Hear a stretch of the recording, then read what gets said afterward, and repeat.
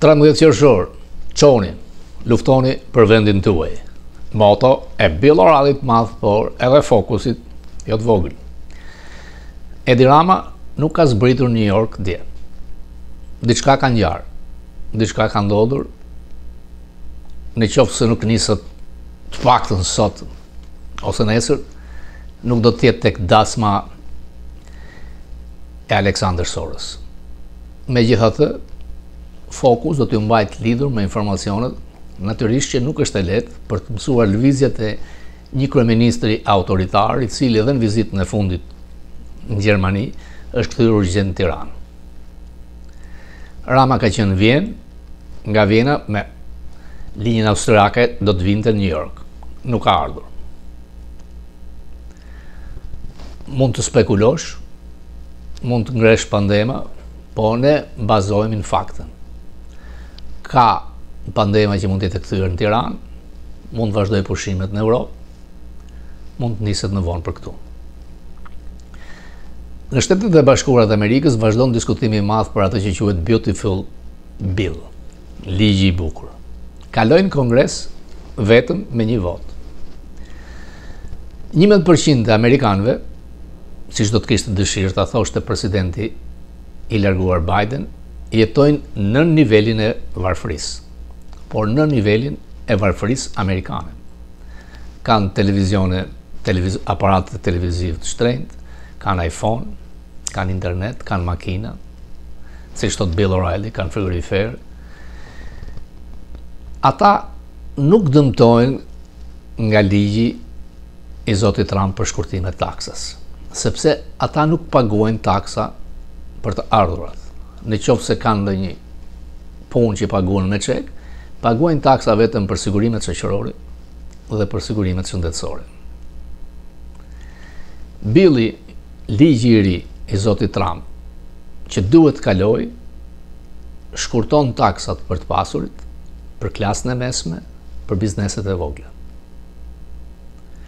Në qoftë se ky bill nuk kalon, teoritë, ëndrat socialiste të majtës radikale triumfojnë. Ky sistem është sistem i sipërmarrjes lirë. Favorizon ato që punon më shumë, që konkuron më shumë, fund e fundit ky është kapitalizmi. Por ka krijuar dhe një rrjet për të mbështetur personat që nuk konkurrojnë dot, që janë më të dobët dhe mbështeten. Por në qoftë se mbështetja ndaj këtyre që quhen në nivelin e varfërisë shkon dhe dëmton rritjen ekonomike, forcën e atdheut, nuk ka kuptim, sepse pastaj nuk e kapitalizëm, dëmton sistemin. Por të majtët amerikanë pikërisht këtë duan. Taksa sa më të mëdha për të pasurit, për ata që punojnë dhe janë të suksesshëm, dhe sa më shumë programe falas për të varfurit, për të pasur si thes votash.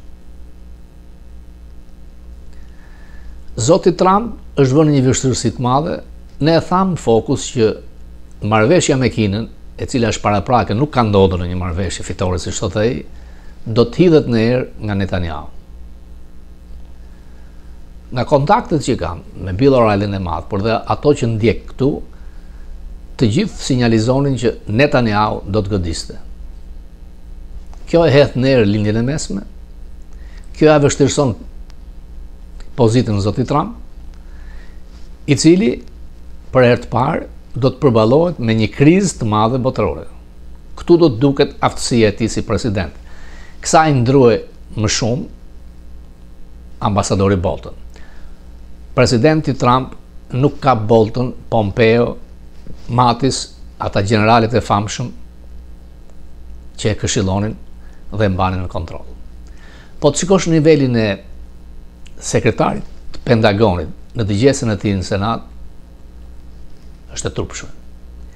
Ose ajo që ngjau në konferencën e shtypit të sekretares të sigurisë Homeland Security, ku ju vun prangat, thuaj se u arrestua një senator demokrat i Kalifornias, i cili tha që jam senatori Padilla. Natyrisht do të ketë hetime ndaj grupit të rojeve të sekretares departamentit. Për një çast pati një moment fitore për guvernatorin e Kalifornisë, sepse një gjyqtar federal i majt i dha drejt që garda kombëtare t'i hiqet komanda e Trump dhe të kalojnë komandën e guvernatorit. Ai doli më mirë në lajm, por një gjykat apeli ku dy janë emëruar nga Trump dhe një nga Clinton e kthyen përsëri forcën e gardës kombëtare nën presidentin Trump, por do të dëgjojnë të martën ankesat e Kalifornisë. Newsem duket se duke u përballur me zotin Trump, ka filluar të shfaqet si kandidati presidencial i demokratëve. Është i vetmi që po kundërshton Trump dhe ka gjasa që djegjet e para, shkatrimet e para janë lejuar me qëllim nga ai. Një trazir ka tek Këshilli Kombëtar i Partisë Demokrate, numri 2 është tërhequr. Ju kam thënë, si republikanët, si demokratët, nuk kanë kryetar partish. Kanë kryetar dhe bashkëkryetar të Këshillit Kombëtar, të republikanë dhe demokratë. Nuk i njeh askush. Nuk përpilojnë lista, nuk është emri i tyre në listën e votimeve. Këtë lloj sistemi partijak do të kisha dëshiruar shumë ta kishim në Shqipëri.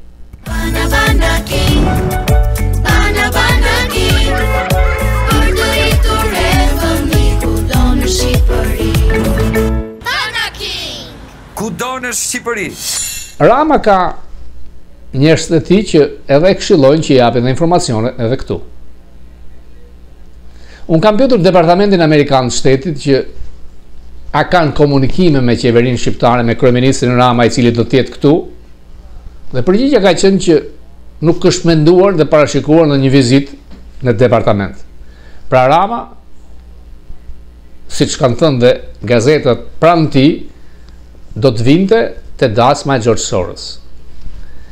Gjithashtu kam pyetur Departamentin Amerikan, si ato shuar të media huaj, qendra mediatësuese e departamentit, që Kurtin e kanë falenderuar nga Departamenti Amerikan i Shtetit, i cili ka pranuar që nga emigrantët e paligjshëm 50 vet në muaj, pra 600 vit, të merren në Kosovë, madje do të paguhen nga 120 euro, derisa ata të shkojnë tek vendet e treta. E njëjta gjë edhe nga qeveria e Maqedonisë Veriore, që kanë pranuar që të gjithë në shtetaset e Maqedonisë Veriore të paligjshëm në Amerikë të riadesohen. Unë doja të dija që a kanë komunikime edhe me qeverinë shqiptare, dhe ideja ime është kjo që politika e Rubios, për të vendosur interesin amerikan mbi të gjitha, ka kërkuar nga të gjithë vendet e rajonit që të ndihmojnë me marrjen e emigrantët nga vendet e treta. Fakti që nuk kemi përmendjen e Ramës, apo dhe ofrimin e tij, sepse ai nuk mund të rinte nëse do të kishte bërë këtë, do ta thoshte, ka diçka që nuk shkon. Megjithatë, amerikanët duket se janë të hapur, siç toleruan Kurtin, mund të toleronin edhe Ramën. Por fakti që nuk kemi asnjë indicje tregon që nuk e shikojnë si aktor realisht kryesor, dhe pse jo? Në qoftë se departamenti, personat që merren me interesat e Këshillit të Sigurisë Kombëtare, kur mësojnë që Rama vazhdon lidhjet me dikë që është armiku potencial më i madh ideologjik i zotit Trump, Soros, kjo do të kishte pasoja për të. Është një situatë që siguria kombëtare e Amerikës ka shumë probleme.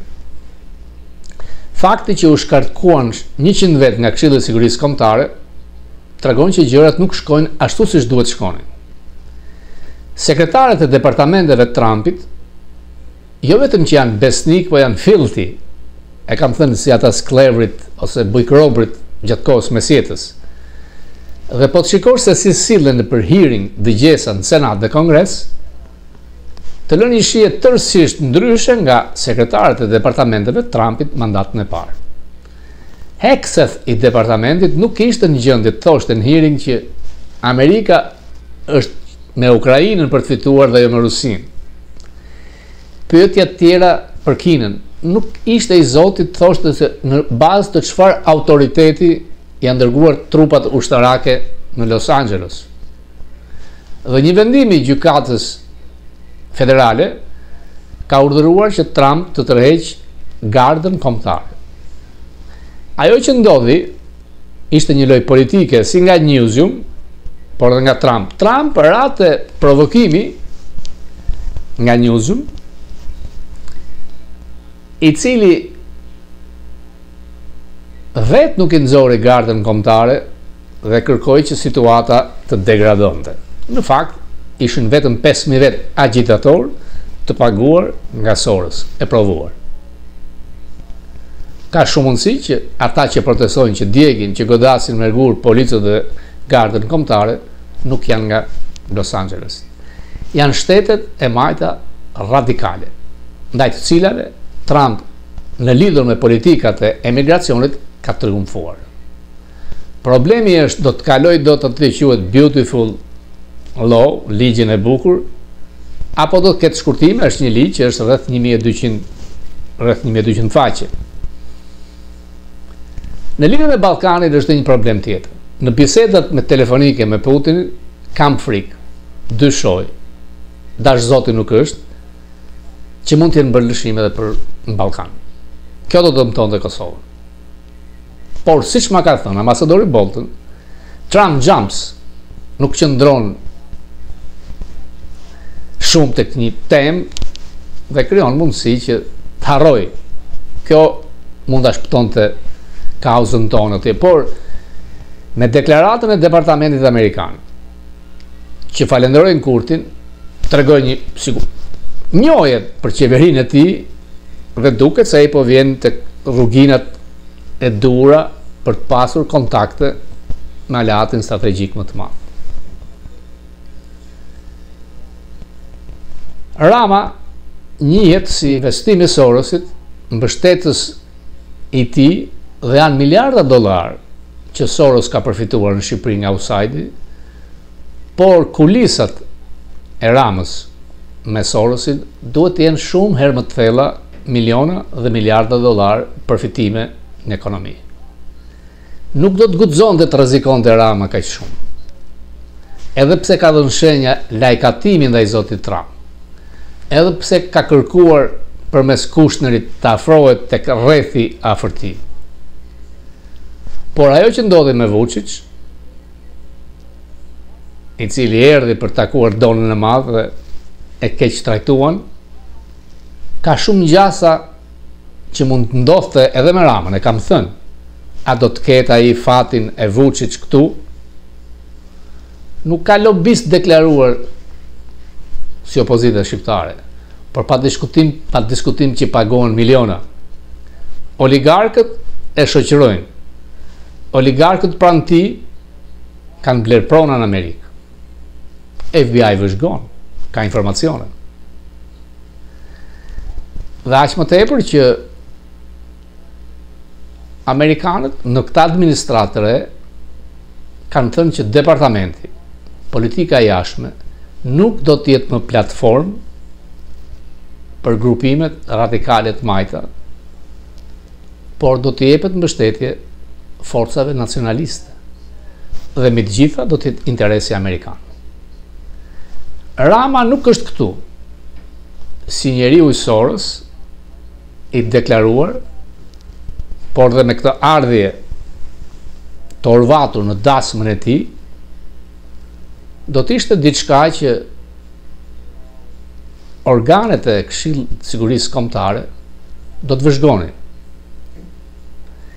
Dasma e Soros do të jetë një dasmë mondane. Me helikopter do të nisen nga Manhattani, janë në Southampton, në Long Island, është një vilë e madhe e Sorosit, edhe pse ka thënë që do të jetë me low profile, pra jo shumë e bujshme e madhe, është e çuditshme se si Rama me gjithë familjen e tij të ishte antar nderi. Ju e dini mirë që ai së fundmi i ka hequr fotot me Sorosin.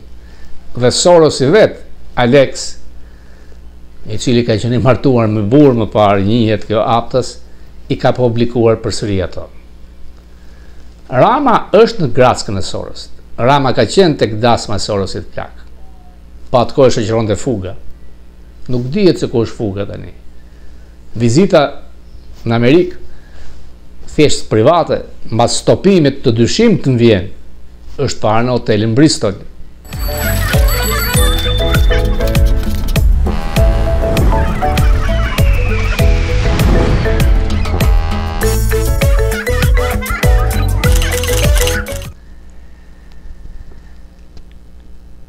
Rihapja e dosjes me Ganigal përsëri këmban alarmi për të gjithë ata që janë pjesë e dosjes 8.000 faqe, ku është dhe kryeministri ynë.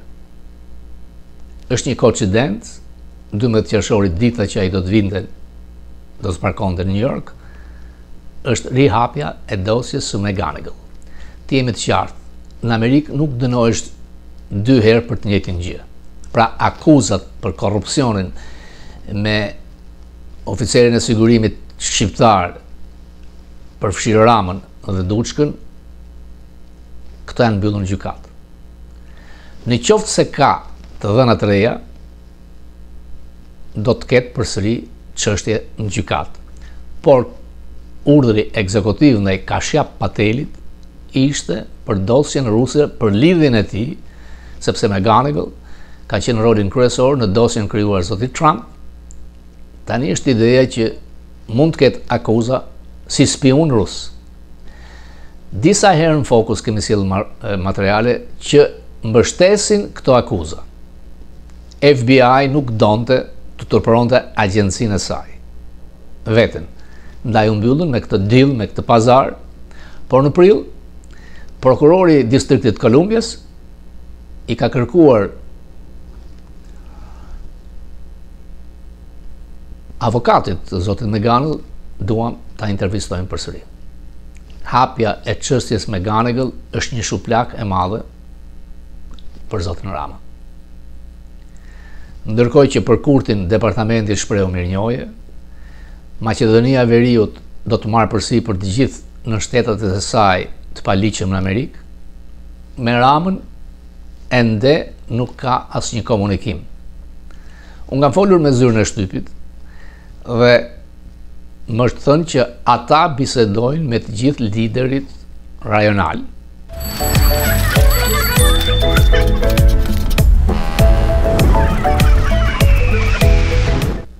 Po deri tani duket se zoti Rama nuk është në kornizat e një lideri serioz për departamentin amerikan të shtetit.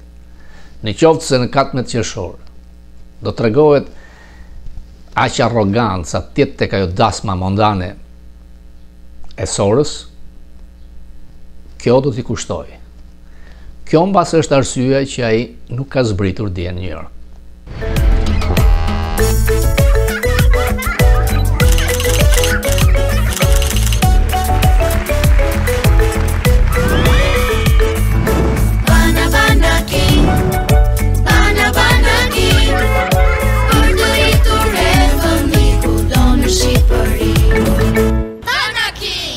Ku do në Shqipëri?